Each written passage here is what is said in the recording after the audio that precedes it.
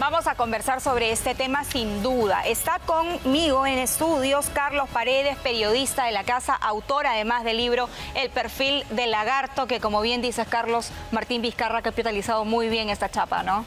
Sí, quiere usar vía marketing electoral al pobre lagartito, ¿no? Con la disculpa de los lagartos, por supuesto. Y sigue en campaña, ¿no? A pesar que no puede postularse ni a la presidencia del club de su barrio. Es verdad, es verdad. Ahora, vamos sobre el asunto que esta mañana nos concierne. Tiene que ver con este informe de la Dirección de Inteligencia de la Policía, que ha dado a conocer o está advirtiendo sobre la posibilidad de que Martín Vizcarra pueda fugarse del país o incluso poder pedir asilo político. Sí, la inteligencia policial ha advertido que ya estando en la etapa final del juicio oral de este proceso que viene desde el 2018 por lo menos, por las coimas que exigió y recibió Martín Vizcarra a dos consorcios que construyeron en Moquegua, primero el hospital de la ciudad y después una obra de irrigación, Lomas de Hilo. Él pidió y cobró 2.3 millones de soles. Eso ha quedado plenamente establecido, corroborado en la investigación que ha hecho el fiscal Germán Juárez Atoche. Fíjate, es el primer caso de corrupción que yo conozco en mis 35 años de periodista, de coima con factura, ¿no? Porque Vizcarra pide a Obrainsa, antes que esta empresa firme el contrato con el gobierno regional, a cuenta de lo conversado, que le alquilen un avión charter para trasladar una delegación boliviana de Lima a Hilo y viceversa, de Hilo a Lima. Y curiosamente en esa delegación estaba el entonces ministro de Economía de Evo Morales, Luis Arce Catacora, que hoy es presidente de Bolivia. Entonces cuando la inteligencia policial dice hay posibilidades de que pida asilo en Bolivia, es porque Vizcarra y Arce Catacora mantienen una relación desde el 2013 en que visitaron Hilo, y entiendo que él ha seguido manteniendo esta relación, así que por ahí la inteligencia policial dice que tendría posibilidades de que le den el asilo político o diplomático, máxime teniendo en cuenta que Bolivia pasa por una crisis también, ¿no? El propio Evo Morales quería postularse de nuevo. Se han peleado, hay una decisión, un enfrentamiento en el propio partido de gobierno, el MAS, así que se dan condiciones para que él pueda ingresar. Incluso de Moquegua, que está viajando constantemente, puede irse en tierra fácilmente y cruzar por Desaguadero, Bolivia, ¿no? Por cierto, sí. Ahora, esta nota de inteligencia, ¿de qué fecha es? Háblanos un poco, Carlos, sobre el contenido de la misma. Mira, esta es una nota de inteligencia que la firma el coronel Marco Tulio Aybar Quirós. Esto es de la Dirección de Inteligencia, la DIRIN, de la policía, que obviamente no quiere que se repita los casos Nadine Heredia, por ejemplo, ¿no? Que ya leyéndole anticipadamente la sentencia ingresa a la Embajada de Brasil. Y claro, esto no se hace de manera sorpresiva. En el caso de Nadine Heredia, incluso había venido el abogado del hijo de Lula para conversar previamente con ellos, ya se había socializado el tema con los funcionarios de la embajada brasilera, así que solamente estaban esperando la lectura de la sentencia. Cuando se dieron cuenta que era condenatoria, de inmediato salió Nadine y su hijo menor a la embajada de Brasil. Lo mismo está haciendo Vizcarra. No es primera vez que se habla a nivel de inteligencia policial de que él tiene plan B, porque pronto va a tener sentencia, y una sentencia a 15 años de cárcel. Ya el año pasado, en enero del 24, yo tuve información también confidencial de fuentes de inteligencia policial que el abogado de ese entonces, Fernando Ugaz, ahora sigue siendo su abogado, pero a través de uno de sus pupilos, estaba merodeando, visitando la embajada de Brasil también, ¿no? Lo publicamos, por supuesto que ellos niegan siempre todo. Ayer el mismo Vizcarra desde Moquegua, comiendo su cuy, ha dicho que él no se va a asilar. Yo creo que él ya sabe que las pruebas que hay en el expediente del Club de la Construcción son contundentes. Además han declarado los propios dueños de las empresas, ¿verdad? Ellos han salido a decir, sí, le hemos dado la plata al señor Vizcarra. Hay 8 colaboradores eficaces, entre ellos 7 empresarios, y el intermediario, el exministro José Hernández, que ha entregado sus 2 teléfonos celulares con todo lo que había en comunicaciones con Vizcarra vía WhatsApp, pero no solo mensajes de texto, audio, fotografías. Además se ha hecho geolocalización, Perla. Cuando los involucrados o los testigos y los colaboradores eficaces dicen, por ejemplo, la última entrega de dinero fue en la casa de Hernández en agosto del 2016, la Fiscalía ha hecho geolocalización de todos los teléfonos. Y ha determinado y coincide, que por efectivamente supuesto. sí fue. Vizcarra estaba en La Molina, en la casa del señor Hernández. Han declarado los choferes, porque él ya era ministro de Transportes de PPK. El chofer que lo llevó dijo, sí, el ministro nos dijo que lo lleváramos acá, lo esperamos 2 horas. O sea, no se trata, como dicen algunos defensores mediáticos de Vizcarra, que solo se ha probado medio delito, ¿no? Con esa teoría bien extraña del derecho penal, porque se ha probado que la plata salió de las empresas, pero no se ha probado que Vizcarra lo recibió, ¿no? Porque es la palabra de ellos versus la palabra de Vizcarra. Además, me parece que Germán Juárez Atoche, el fiscal a cargo del caso, es un fiscal bastante diligente si lo comparamos con otros fiscales como José Domingo Pérez, a quien le regresaban la acusación 19 veces para que pudiera hacer bien su tarea. Sí, yo diría que es lo más rescatable del equipo especial Lavallato. Es un fiscal, no es histriónico como los demás, no les gusta la peliculina ni las entrevistas en los medios. Ha trabajado diligentemente. Fíjate, no ha declarado el caso complejo, no ha dicho que es una organización criminal. El único imputado es Vizcarra. Por lo tanto, el juicio oral hoy está siendo más fácil, a pesar de que la defensa está haciendo una serie de artimañas, pero hay 7 colaboradores eficaces y uno que está aportando información que se ha corroborado abundantemente. Es importante que tú precises eso, Carlos, esta mañana, porque claro, Martín Vizcarra tiene un discurso muy político, trata de enredar, quiere llevarlo siempre todo a la broma, a la gracia, a través de su cuenta de TikTok, sus lagartitos, en fin, que debería pagarte derechos de autor además. Sí. Pero la realidad es otra, ¿no? La realidad es otra y necesitamos que efectivamente en los casos donde esté comprobado que una autoridad como un presidente de la República ha recibido más de 2 millones de soles de coimas, pague por esos actos ilícitos que ha cometido. Perla, eso es solo de cuando era gobernador de Moquegua. Yo estoy absolutamente seguro que si se hace una investigación prolija sobre el gobierno de Vizcarra, sobre todo en el manejo de la pandemia, cómo se gastó miles y miles de soles, yo creo que ahí el robo es muchísimo más grande, ¿no?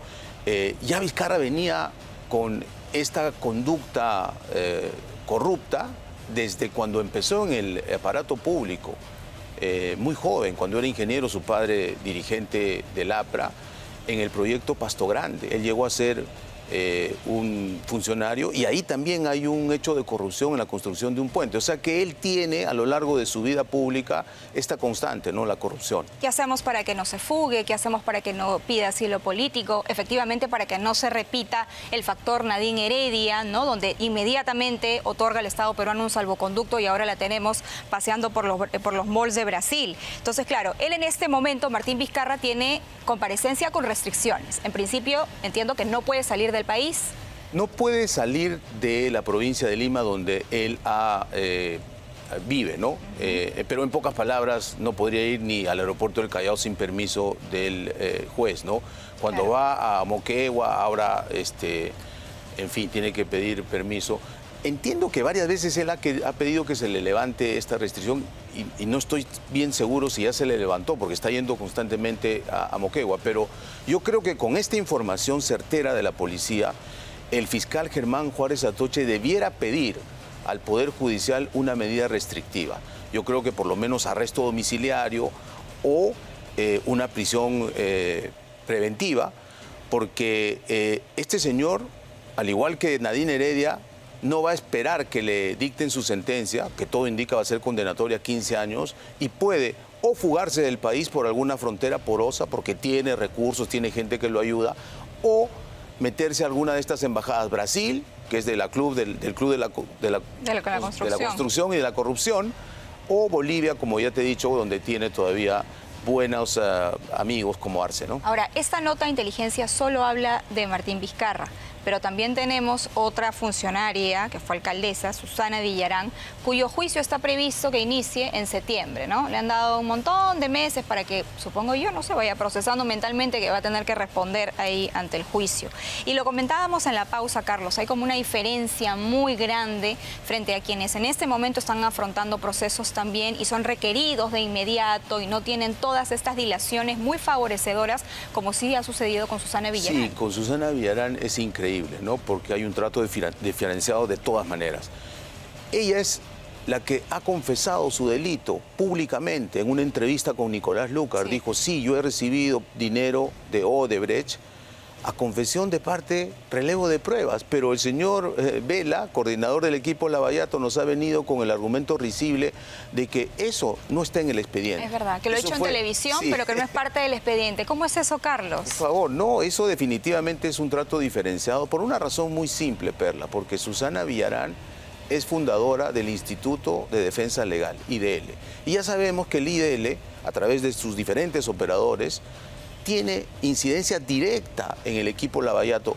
Y no lo digo sin pruebas. Ellos, o sea, el IDL, han defendido a los fiscales Rafael Vela Barba y José Domingo Pérez en instancias supranacionales, en la Comisión Interamericana de Derechos Humanos y en la Corte Interamericana, que les ha dado medidas cautelares. O sea, quiere decir que sus abogados, IDL, tienen injerencia directa en el equipo Lavallato porque Susana Villarán ha sido fundadora y es íntima amiga de los abogados de IDL. Ahora, ¿qué hacemos en ese caso? Ella también, bueno, ahorita está en su casa, de la playa, ya le han destruido la piscina, pero ella ha construido otra. Sí. Pero digamos, para evitar también que se fugue o pida algún tipo de asilo, que es perfectamente posible, ¿qué debería solicitar Vela o Domingo Pérez en el caso de Susana Villarán? No sé si lo haga, pero bueno. Mira, recordemos que Susana Villarán estaba presa y salió por el COVID. Sí, Nunca sí. más regresó a la prisión y la hemos visto pues paseando, como dices tú, en la playa, ¿no? Veraneando. Entiendo que hay una medida restrictiva de impedimento de salida, pero yo creo que eso de planificar para la primavera, ¿no? 23 de septiembre, vamos a esperar que salgan las flores para iniciar el juicio. Y es el caso más grave de corrupción, porque ella, siendo autoridad, siendo alcaldesa metropolitana, recibe 11 millones de dólares. Primero para la campaña no a la revocatoria y después tuvo, digo, la sinvergüencería de postularse a la reelección y ahí también le financian la campaña. Es decir, siendo autoridad recibe 11 millones de dólares para entregar a los corruptos brasileños los peajes que hoy está sufriendo miles de peruanos que todos los días tienen que ir o a trabajar o a hacer sus cosas tanto al norte como en el sur. Felizmente se han suspendido, es todo un lío que ha generado, pero entregó los peajes que pagan los más pobres a cambio de un soborno. Entonces, en este caso también debería tener una medida mucho más restrictiva, Carlos, de pronto un arresto domiciliario. Yo creo que sí, deben tomar sus precauciones. Las autoridades en general, Ministerio Público solicitando las medidas al Poder Judicial y la policía hace bien en advertir, decir, esto puede pasar porque ya estamos hartos los peruanos que, como en el caso de Toledo, le avisan unos días antes, sale del país, como el caso de Cuchillo, ¿no? Hay una matanza de 13 personas empatadas y el señor al día siguiente toma su vuelo y sale por la puerta grande a Colombia y ahora vamos a ver si lo pueden expulsar. Creo que no.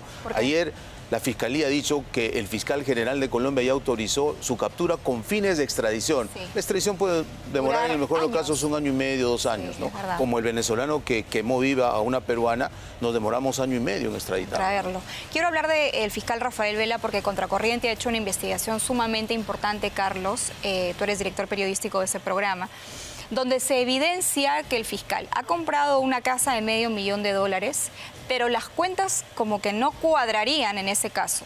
Él dice que compró la casa con una herencia, sin embargo la herencia ha sido poco más de 80.000 soles, él dijo que había sido como $250.000, cosa que no es verdad. Pero además el otro detalle es que él señala que compró esa casa con la venta de un departamento, ¿no? Pero según registros públicos, la venta del departamento se dio después de comprar la casa. Entonces, claro, uno se pregunta, ¿cómo lo ha logrado? ¿De dónde pecata mía, como decía mi abuela? Sí, fíjate, él ha dado varias versiones sobre su mansión en La Molina, que es una casa que vale hoy más de $800.000 con piscina.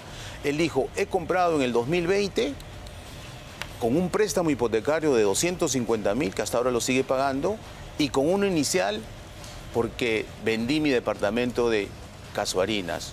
Y era mentira, no lo había vendido el 2020, lo vendió 3 años después. Cuando se le descubre esa mentira, dice, no, la cuota inicial la di con una herencia de mi padre que me dejó una casa en Chiclayo. Bueno, nosotros hemos investigado a fondo ese inmueble, efectivamente el señor da un anticipo de legítima a sus 4 hijos y a Vela le corresponde más o menos 83.000 soles según la tasación de la EPO.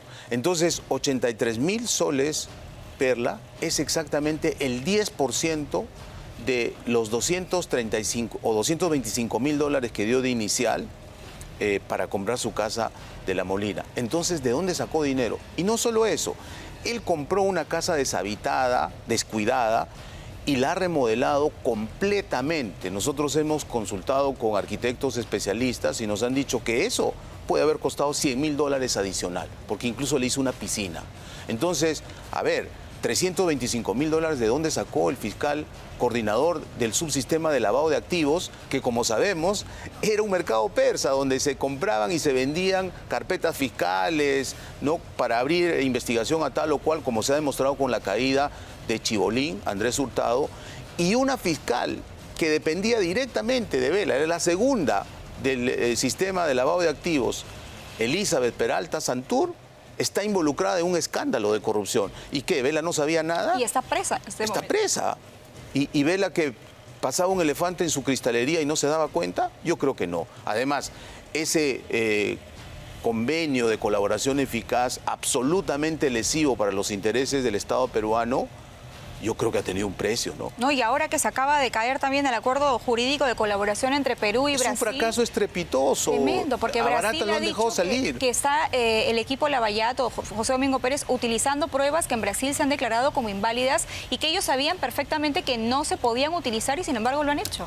Yo me atrevería a decir, conociendo como conozco varios procesos del equipo Lavallato, que el equipo que dirige Rafael Vela Barba solo ha beneficiado únicamente a Odebrecht. Odebrecht se la ha llevado barata en el Perú. O sea, ¿tú crees que todo esto no es gratuito? Que en realidad ni que José Domingo Pérez no sabe su normativa y no lee, no entiende, sino que lo ha hecho a propósito para beneficiar a Odebrecht y dejarnos a todos acá. Perla, si Odebrecht en su momento ponía y sacaba presidentes, ponía y sacaba ministros, ¿tú crees que no va a poder comprar 2 fiscales? Bueno, Carlos, muchísimas gracias por estar esta mañana conmigo, conversando sobre temas tan importantes y sobre todo recordando, ¿no?, por qué algunos expresidentes están siendo procesados.